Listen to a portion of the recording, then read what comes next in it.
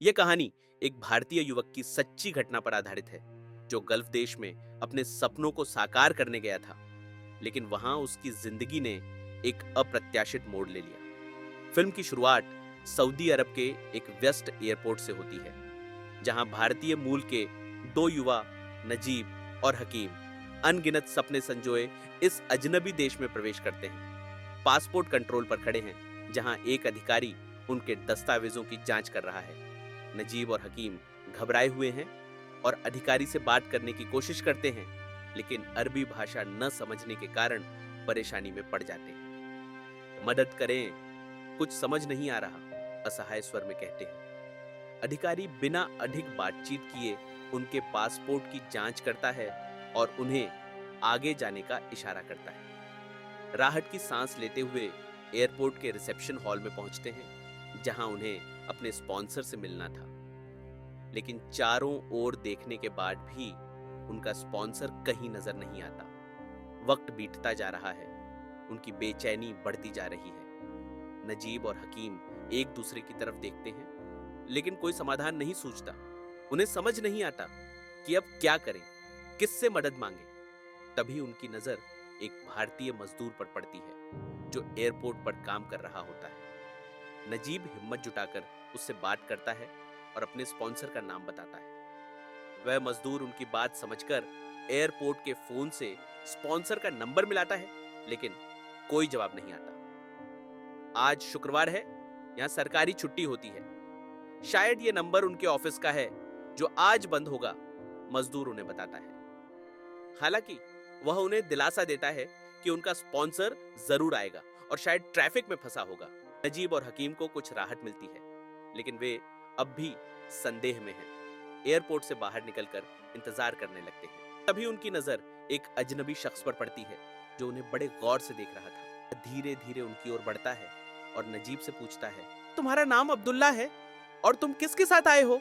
कि नजीब और हकीम को अरबी समझ नहीं आती, इसलिए वे कोई जवाब नहीं दे पाते। इससे वह व्यक्ति गुस्से में आ जाता है, उन्हें पागल कहकर चला जाता है।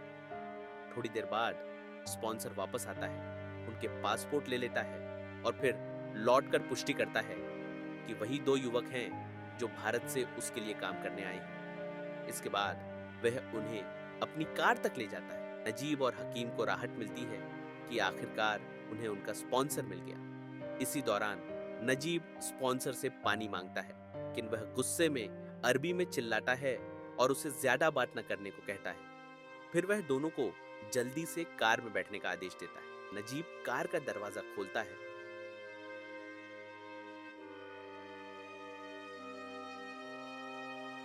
हकीम परेशान होता है कि कार एक छोटी पिकअप ट्रक है और उन्हें खुले हिस्से में बैठना पड़ेगा। सोचता है कि जिस कंपनी के लिए वे काम करने जा रहे हैं, उसने उनके लिए एक अच्छी गाड़ी क्यों नहीं भेजी, खासकर जब उसने देखा कि उनके साथ आए श्रीलंकाई मजदूरों को एयर कंडीशन कार में ले जाया गया।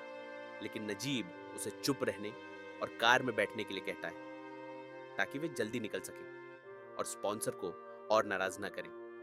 रास्ते में नजीब और हकीम सोचते हैं कि अपने परिवारों को कैसे फोन करेंगे ताकि उन्हें सुरक्षित पहुंचने की सूचना दे सके। हकीम स्पॉन्सर की खिड़की के पास खिसक कर अनुरोध करता है कि कहीं रुककर फोन करने का मौका मिले, लेकिन स्पॉन्सर गुस्से में चिल्लाता है और कहता है कि अगर ठीक से नहीं बैठे तो पुलिस उसे रोक सकती है। लंबी यात्रा के बाद थकान के कारण हकीम सो जाता है। ठंडे मौसम में नजीब उसे ढक देता है। अंततः रेगिस्तान पहुंचते हैं, जहां स्पॉन्सर कार से उतरता है और अब्बू खालिद नाम के व्यक्ति को बुलाता है। फिर वह हकीम से कार से बाहर आने के लिए कहता है, जबकि नजीब को अंदर रहने का आदेश देता है। नजीब हकीम के पीछे जाता है और उन्हें बताता है कि वह और हकीम एक साथ रहने वाले थे और उन्हें अपने परिवारों को फोन करने की जरूरत है। लेकिन स्पॉन्सर गुस्से में अरबी में चिल्लाता है और नजीब को आदेश देता है कि वह कार में वापस जाए और जब तक उसे न कहा जाए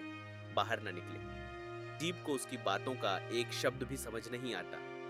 हकीम स्पॉन्सर और अब्बू खालिद से अंग्रेजी में मदद मांगने की कोशिश करता है, लेकिन वे भी उसे नहीं समझते और उस पर चिल्लाने लगते हैं। फिर अब्बू खालिद हकीम को अपने साथ ले जाता है और दरवाजा बंद कर देता है। हकीम स्तब्ध और दुखी रह जाता है क्योंकि नजीब को एक जगह ले जाया जाता है जबकि उसे दूसरी जगह। इसी दौरान स्पॉन्सर नजीब को मारता है, उसे जबरदस्ती कार में बिठा देता है और चुप रहने का आदेश देता है। हकीम रोता रहता है और नजीब को पुकारता है, उससे विनती करता है कि उसे पीछे न छोड़े। इसके बाद नजीब को रेगिस्तान में एक और स्थान पर ले जाया जाता है जहां स्पॉन्सर जासर नाम के किसी व्यक्ति को बुलाता है और उसे नजीब को सुबह तक रखने के लिए कहता है। जाने से पहले नजीब जासर को समझाने की कोशिश करता है कि उसे फोन की जरूरत है, लेकिन जासर अरबी में केवल कल कहकर उसे सोने के लिए कहता है। दुर्भाग्यवश नजीब को उसकी बातों का कुछ भी समझ नहीं आता। तभी नजीब एक बूढ़े व्यक्ति को देखता है जो बहुत थका हुआ लगता है, फटे पुराने गंदे कपड़े पहने हुए है और जिसका शरीर ऐसा दिखता है जैसे उसने सालों से पानी नहीं देखा हो। नजीब सोचता है कि वह आदमी भी शायद भारतीय है और उससे पूछता है कि क्या आसपास कोई फोन है। साथ ही बताता है कि वह बहुत प्यासा है। बूढ़ा आदमी नजीब से पूछता है कि क्या उसे पता है कि वह यहाँ क्यों है, और फिर एक पानी के बैरल की ओर इशारा करता है। नजीब तुरंत उस बैरल की ओर भागता है और प्यास से बेहाल होकर खूब पानी पीता है। तभी अचानक एक ऊंट उसके पास आ जाता है, जिससे नजीब चौंक जाता है और पीछे हट जाता है। वह इधर उधर देखता है और बूढ़े आदमी से पूछता है कि वह कहाँ सो सकता है। बूढ़ा आदमी उसे कहीं भी सो जाने के लिए कहता है। फिर नजीब उस तंबू में चला जाता है जहां जासर सो रहा होता है। वह जमीन पर एक कपड़ा बिछाता है और लेट जाता है। तभी दृश्य फ्लैश बैक में चला जाता है। नजीब जब भारत में था तब वह एक निर्माण श्रमिक के रूप में काम करता था और एक भूमिगत जल स्रोत से रेत निकाल रहा था। तभी उसका एक सहकर्मी उसे एक सिगरेट ऑफर करता है और बताता है कि यह खाड़ी देश से आयातित है, जिसे उसका सऊदी अरब में काम करने वाला बहनोई लाया है। वही सहकर्मी नजीब को खाड़ी देश का वीजा दिलाने में मदद करने की पेशकश करता है। नजीब वीजा की कीमत के बारे में पूछता है क्योंकि उसके पास पैसे नहीं हैं और उसे घर बेचकर ही इसका खर्च उठाना पड़ेगा।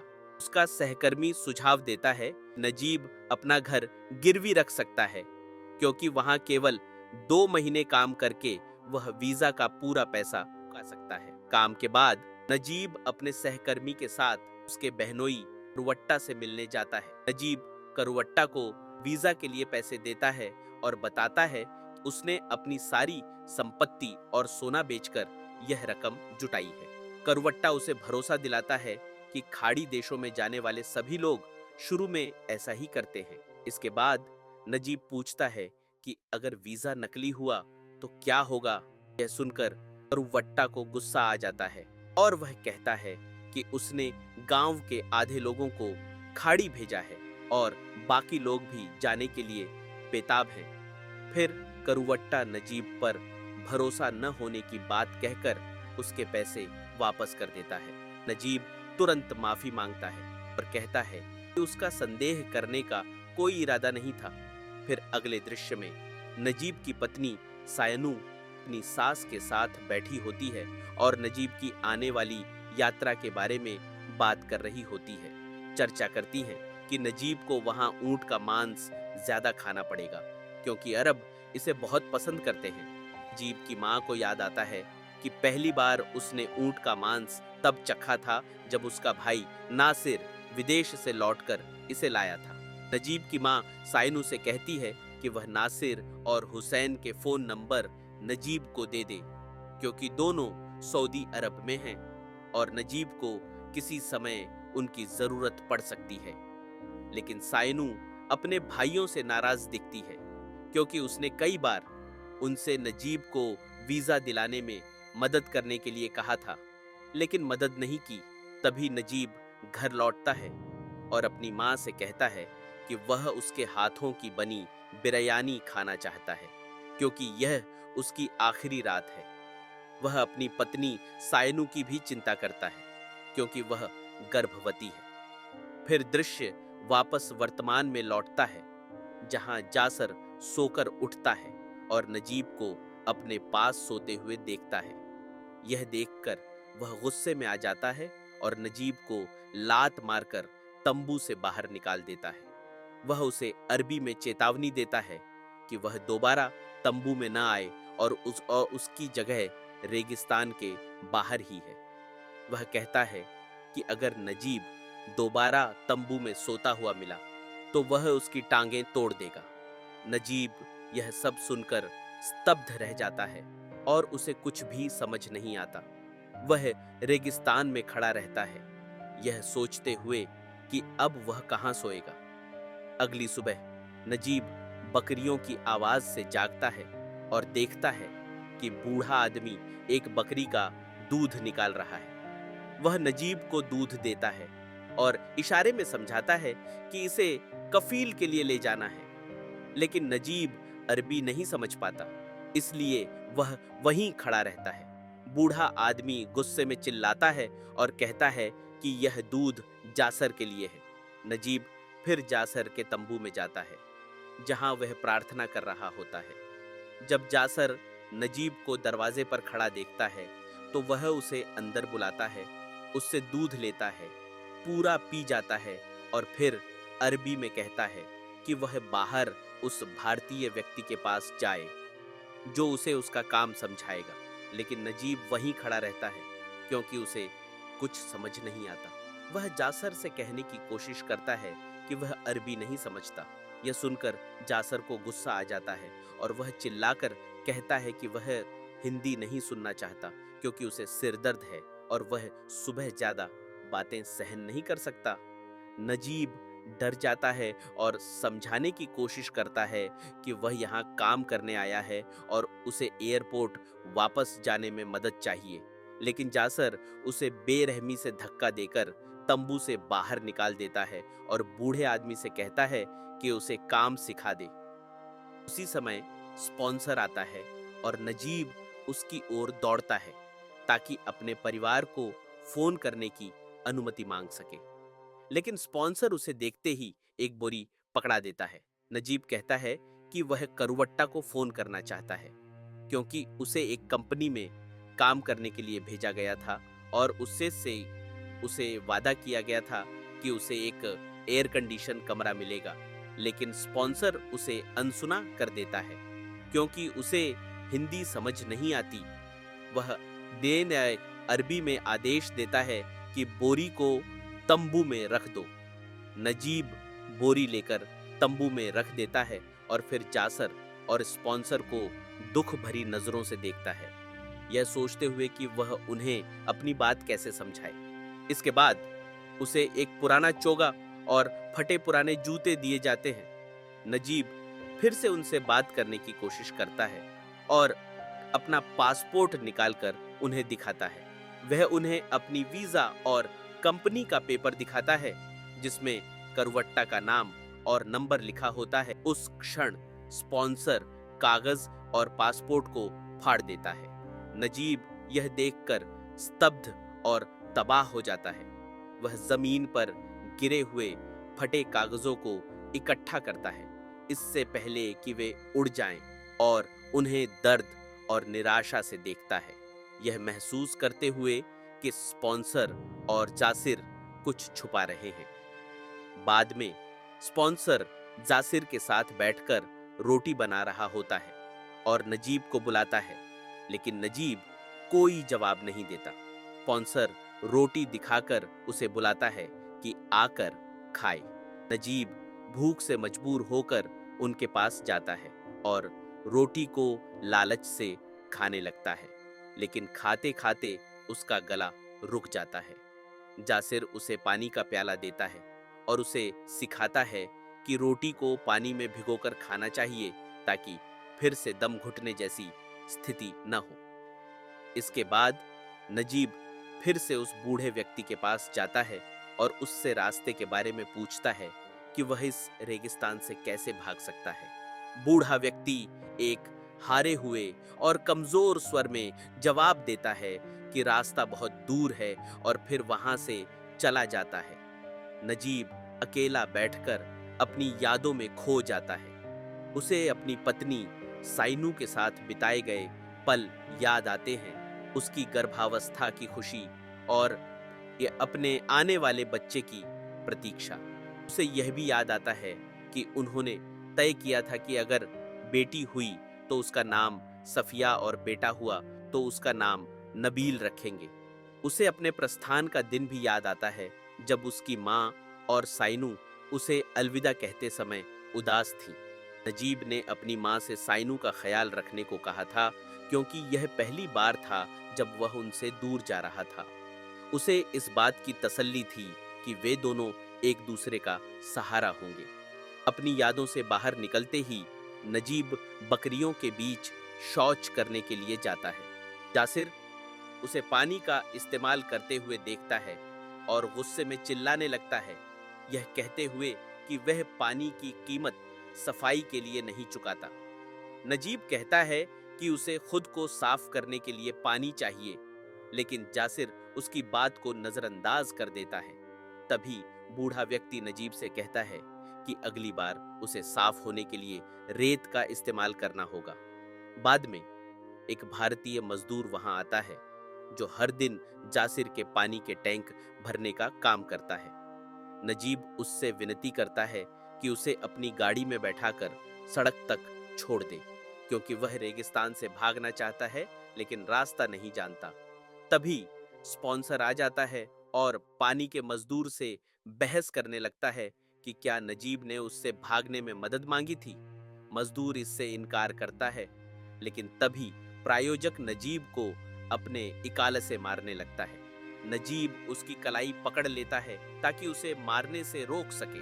यह देखकर प्रायोजक और भड़क जाता है और गुस्से में पूछता है कि नजीब ने उसकी कलाई पकड़ने की हिम्मत कैसे की।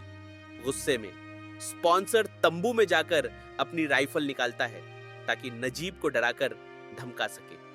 नजीब राइफल को खुद को बचाने के लिए पकड़ता है, लेकिन प्रायोजक उसे सिर पर मारता है और धमकी देता है कि वह उसे मारकर रेगिस्तान में दफना देगा। जमीन पर पड़े हुए नजीब की नजर अचानक रेत पर बहते पानी पर पड़ती है।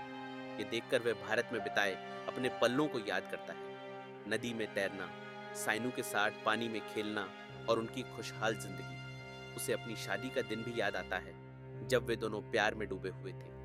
लेकिन अचानक वह अपनी यादों से बाहर आता है और गहरे दुख में साइनू का नाम जोर से पुकारने लगता है। रात में नजीब बूढ़े आदमी को ऊंटों को खाना खिलाते हुए देखता है।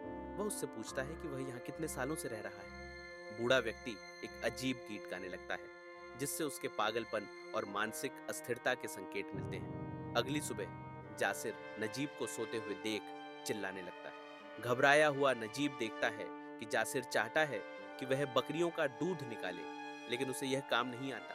फिर भी उसे मजबूरी में आदेश मानना पड़ता है। वह जैसे ही बकरी का दूध निकालने की कोशिश करता है, बकरी उसे लात मार देती है। गुस्से में जासिर बकरी को मारता है ताकि वह शांत हो जाए और नजीब दूध निकाल सके। नजीब को अचानक एहसास होता है कि बूढ़ा आदमी गायब है। वह जासिर से उसके बारे में पूछता है, लेकिन जासिर चुप रहता है। वह नजीब को दूसरे काम करने का आदेश देता है और चेतावनी देता है कि यदि वह जल्दी काम पूरा नहीं करेगा तो उसे सजा दी जाएगी। डर के मारे नजीब दूध निकालने की कोशिश करता है। कुछ समय बाद नजीब देखता है कि दो भेड़ें आपस में टकरा रही हैं। वह उन्हें शांत करने की कोशिश करता है, लेकिन इस प्रक्रिया में उसे एक जोरदार लात पड़ती है। दर्द से चिल्लाते हुए जैसे ही वह झुकता है, एक और भेड़ उसे एक चुनौती मानकर सींग मार देती है, जिससे वह जमीन पर गिरकर बेहोश हो जाता है। इसी दौरान कफील आता है और गुस्से में हवा में गोली चलाता है, जिससे सारी बकरियां और भेड़ें डरकर इधर उधर भाग जाती हैं। वह नजीब के पास आता है, उसके चेहरे पर पानी छिड़कता है ताकि वह होश में आ जाए और उसे थोड़ा पानी पीने देता है। फिर वह नजीब को आदेश देता है कि वह सारे जानवरों को फिर से इकट्ठा करे और चेतावनी देता है कि अगर वह असफल रहा तो उसे पूरे दिन पानी नहीं मिलेगा। थकान और दर्द के बावजूद नजीब धीरे धीरे उठता है। तभी एक बकरी उसके पास आती है, मानो उसकी तकलीफ को समझ रही हो।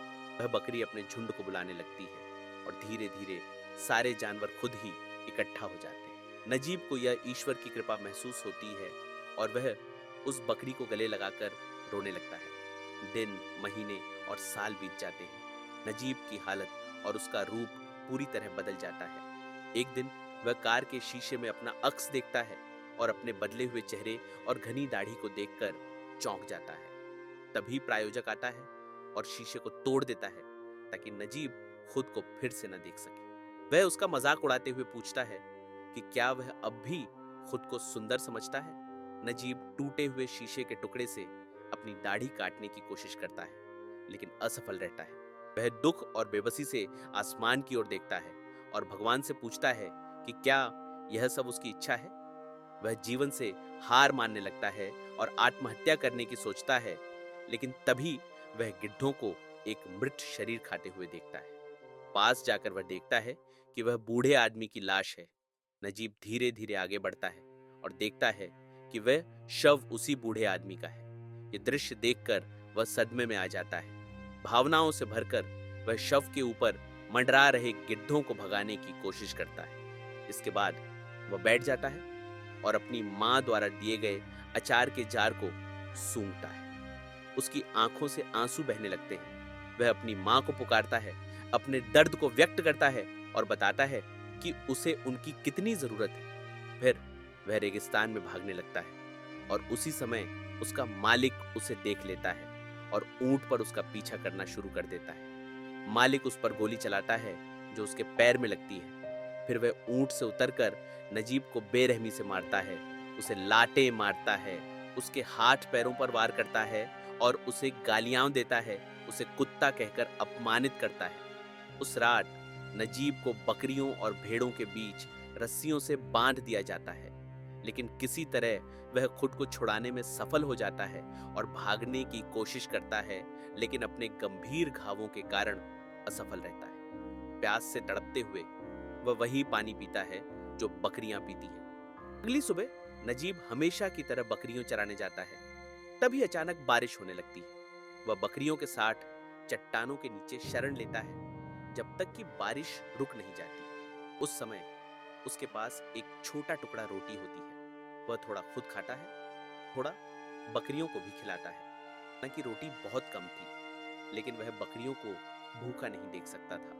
तभी उसे दूर से दूसरी बकरियों के झुंड की आवाज सुनाई देती है। वह देखता है कि आवाज कहां से आ रही है और अचानक उसके सामने हकीम खड़ा होता है। हकीम का हुलिया भी पूरी तरह बदल चुका था, लंबे बाल और दाढ़ी बिल्कुल नजीब की तरह।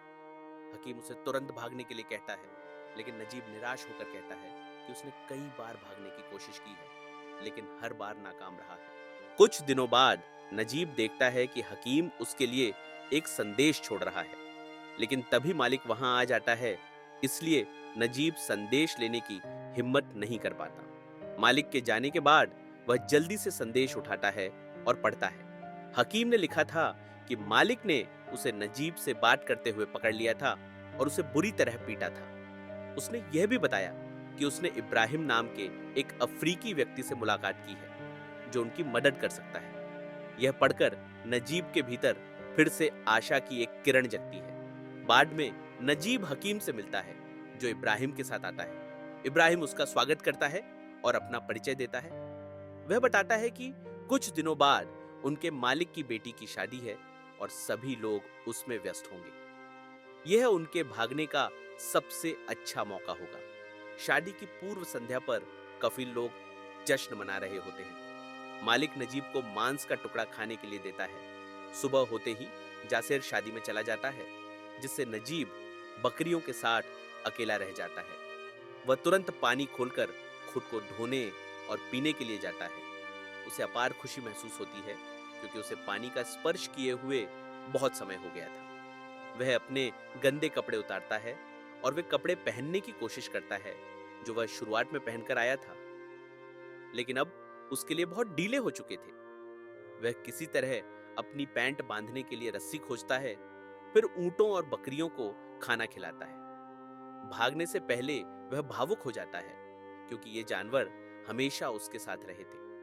फिर वह अपना बैग उठाकर हकीम और इब्राहिम के साथ निकल पड़ता है। रात बढ़ती जाती है और हकीम थकान और प्यास से कमजोर हो जाता है। इब्राहिम नजीब से कहता है कि वह हकीम के साथ रुके, जबकि वह एक तंबू में पानी चुराने की कोशिश करता है। लेकिन तंबू के मालिक उसे देख लेते हैं और उसे चोर समझकर गोली चला देते हैं। इसी तरह इब्राहिम नजीब और हकीम के पास वापस भाग आता है। अगली सुबह तीनों अब भी बिना भोजन और पानी के रेगिस्तान में चलते रहते हैं। सूरज की तपिश असहनीय होती जा रही थी। हकीम इब्राहिम से पूछता है कि क्या सही दिशा में जा रहे हैं। इब्राहिम जवाब देता है कि उन्हें सूरज की ओर चलते रहना होगा। अचानक रेगिस्तान के बीच में एक मरा हुआ ऊंट देखते हैं जो लगभग सड़ चुका था। हकीम डर जाता है और सोचता है कि कहीं उनका भी यही हश्र ना हो जाए। इसके बाद तीनों बालू से वुजू करके नमाज पढ़ने लगते हैं। तभी उन्हें पता चलता है कि वे सांपों के बिल के पास खड़े हैं। यह देख इब्राहिम तुरंत हकीम को दूर खींच ले जाता है और नजीब से कहता है कि वह बिल्कुल न हिले, वरना सांप उसे काट सकते हैं। थोड़ी देर बाद नजीब थकान से बेहाल हो जाता है। उसके पैर जलने के कारण सूज जाते हैं क्योंकि वह नंगे पैर चल रहा था। इब्राहिम अपनी शर्ट फाड़कर नजीब के पैरों को बांध देता है ताकि वह जलती रेत पर चल सके। आगे चलते हुए हकीम अचानक बेहोश हो जाता है और इब्राहिम को दोष देने लगता है कि उसी के कारण वे इस हाल में हैं। उसे लगता है कि बकरियों के साथ उनकी गुलामी की जिंदगी इससे बेहतर थी। इब्राहिम प्रार्थना करता है और वे फिर से आगे बढ़ते हैं। थोड़ी देर बाद हकीम भ्रमित होने लगता है और रेत को पानी समझकर खाने की कोशिश करता है। अचानक उसके मुंह से खून निकलने लगता है और वह नजीब की गोद में दम तोड़ देता है। नजीब रोता है और हकीम के शव को छोड़ने से इनकार करता है। तभी एक रेत का तूफान उठता है जिससे वे गिर जाते हैं। तूफान के बाद नजीब गहरे अवसाद में चला जाता है, लेकिन इब्राहिम उसे जबरन आगे बढ़ने के लिए मजबूर करता है। थोड़ी देर बाद इब्राहिम भी गिर जाता है क्योंकि उसके पैरों में असहनीय दर्द होता है। अचानक उन्हें एक छिपकली दिखती है जो एक छोटे कुएं तक जाती है। वहां कुछ खजूर के पेड़ होते हैं। इब्राहिम नजीब को धीरे धीरे पानी पीने की सलाह देता है ताकि उसका शरीर इसे सह सके। आगे बढ़ते हुए वे सड़क पर टायर के निशान देखते हैं। सोचते हैं कि वे अब बच सकते हैं, लेकिन जब वे सड़क के अंत तक पहुंचते हैं तो वहां कुछ नहीं होता। नजीब बेहोश हो जाता है। जब नजीब जागता है तो उसे यह महसूस होता है कि इब्राहिम गायब हो गया है। वह उसे कुएं से पानी की एक बोतल और एक खजूर छोड़कर गया है। उस समय नजीब सोचता है कि इब्राहिम ने हार मान ली होगी और आत्महत्या करने का निर्णय लिया होगा। नजीब अपनी यात्रा जारी रखता है, बोतल से पानी की आखिरी बूंद पीकर और खजूर खाकर, यह जाने बिना कि उसे कितनी और दूर जाना है। अचानक वह खुद को सड़क पर पाता है, लेकिन कोई भी उसे मदद करने के लिए नहीं रुकता क्योंकि वे उसके रूप रंग से डरते हैं। वह इस हालत में सारी रात बिताता है और अगले सुबह एक दयालु आदमी अपनी कार में आता है। जैसे ही उसे नजीब दिखता है वह रुकता है और उसे मदद करने का निर्णय लेता है। शुरुआत में नजीब डर और घबराहट में होता है, लेकिन वह दयालु आदमी उसे दिलासा देता है, उसे अपनी कार में बैठाता है और प्यास बुझाने के लिए पानी देता है। वह उसे दुख और सहानुभूति के साथ देखता है, यह सोचते हुए कि वह इतनी बुरी हालत में कैसे पहुंचा। वह दयालु आदमी नजीब को शहर ले जाता है और नजीब उस मदद से हैरान होता है। आदमी का धन्यवाद करते हुए उसकी आंखों में आंसू होते हैं। नजीब शहर की सड़कों पर चलता है जब तक वह एक भारतीयों के समूह से नहीं मिलता जो उसे अपने घर ले जाते हैं, उसकी स्नान करने में मदद करते हैं, उसके बाल कटवाते हैं, दाढ़ी शेव करते हैं और उसे एक भारतीय नर्स देते हैं जो उसे विटामिन देती है और बुखार का इलाज करती है। उनमें से एक उसे अपने परिवार से संपर्क करने में मदद करता है और जब उनके आवाजें सुनता है तो फूट फूट कर रोने लगता है, खासकर जब अपने छोटे बेटे की आवाज सुनता है।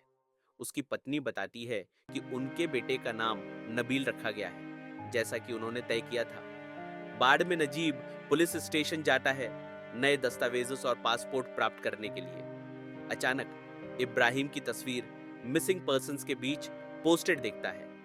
नजीब फिर खुद को एक समूह में खड़ा पाता है जो अपने स्पॉन्सरों से भागने के लिए पकड़े गए थे। नजीब को अत्यधिक डर महसूस होता है जब देखता है कि एक स्पॉन्सर उन लोगों में से एक को पुलिस के सामने हिंसक तरीके से मार रहा है। डर और बढ़ जाता है जब वही स्पॉन्सर देखता है जिसने पहले बंदी बनाया था और कहता है कि अगर असली स्पॉन्सर होता तो भागने के लिए सजा दी होती। उस समय नजीब को एहसास होता है कि व्यक्ति जिसे अपना स्पॉन्सर समझा था असली स्पॉन्सर नहीं था, बल्कि एयरपोर्ट से चुरा कर ले आया था और अपने स्पॉन्सर होने का नाटक कर रहा था। भाषा न समझने और यह तथ्य कि कोई भी मदद नहीं करेगा, इसका फायदा उठाते हुए उस पल नजीब ढह जाता है और रोने लगता है। बाद में 3 महीने तक जेल में रहता है जब तक देश से बाहर जाने का परमिट जारी नहीं होता। जबकि 60 यात्रा करने वाले बहुत से यात्री इलेक्ट्रॉनिक उपकरणों और टीवी से भरे बैग लेकर आए थे, नजीब के पास केवल वही था जो जीवन और स्वास्थ्य का बचा हुआ था। ये कहानी सिर्फ नजीब की नहीं थी, बल्कि उन अनगिनत लोगों की थी जो बेहतर जीवन की तलाश में अपना सब कुछ दांव पर लगा देते हैं, लेकिन कभी-कभी अप्रत्याशित अंधकार का सामना करना पड़ता है।